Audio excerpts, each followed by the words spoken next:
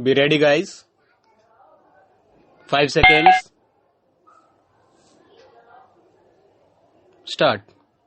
Sir, the Press Council Second Amendment Bill 2004 was introduced by me in the last session as I submitted in my statement, which I laid on the table of the House. I requested the House to consider the Second Amendment because an ordinance had to be issued since the life of the Council was expiring. Since the life of the present Council was expiring, we had to issue the ordinance. At this stage, I do not think I have much to say because it is a very simple bill.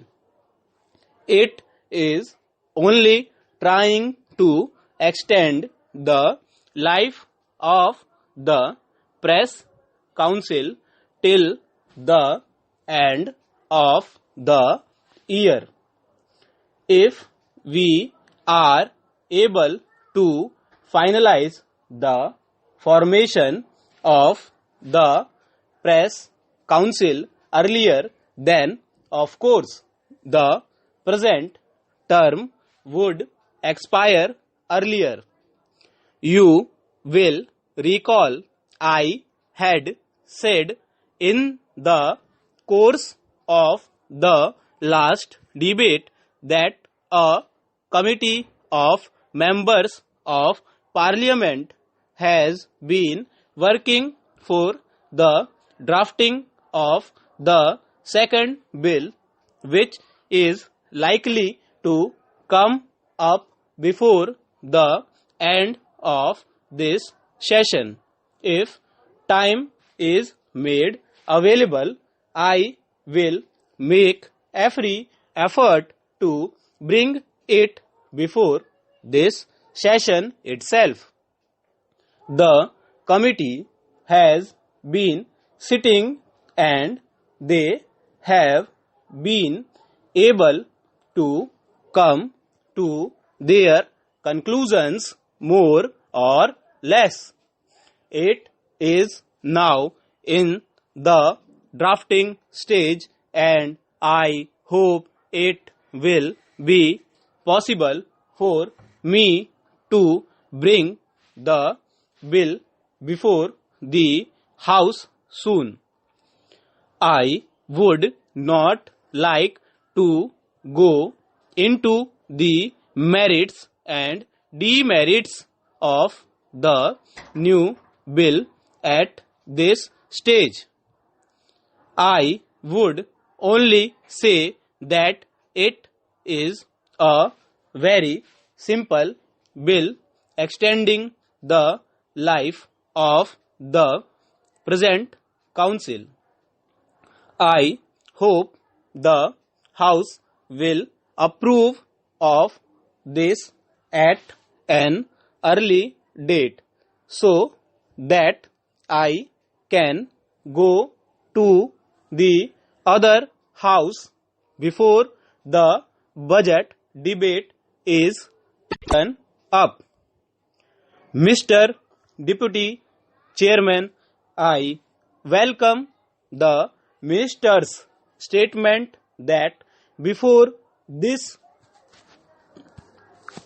session ends, the government would be in a position to bring the comprehensive Press Council Amendment Bill before this House for consideration because that would be the proper occasion for discussing the working of the Press Council in depth.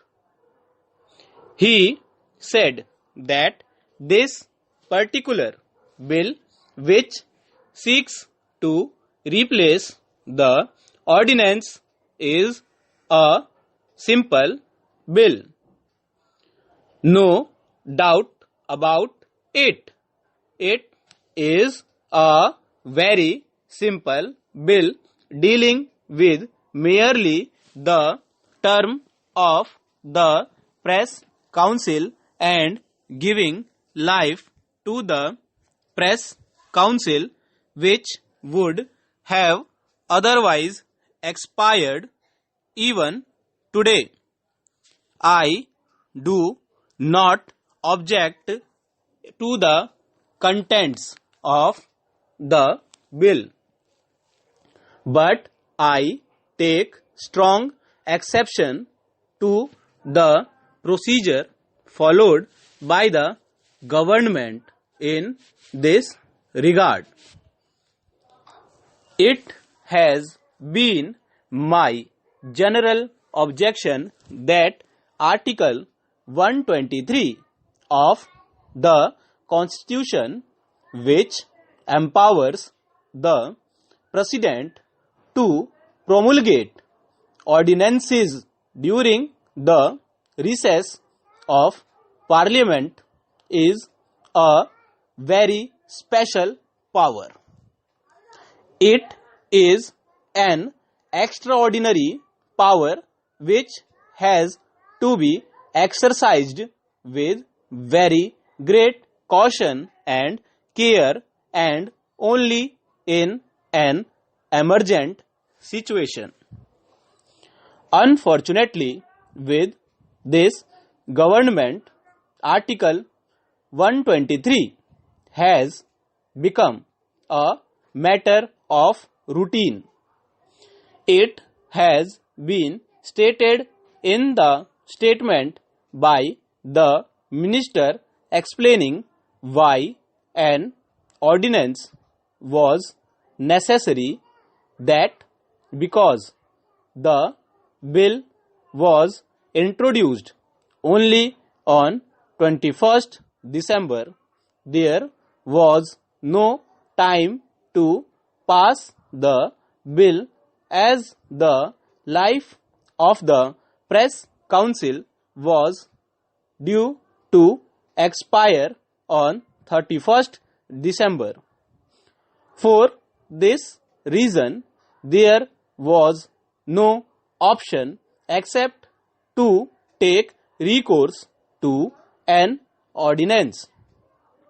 My submission to the government would be that the government was fully in the know that the term of the press council was due to expire on 31st December.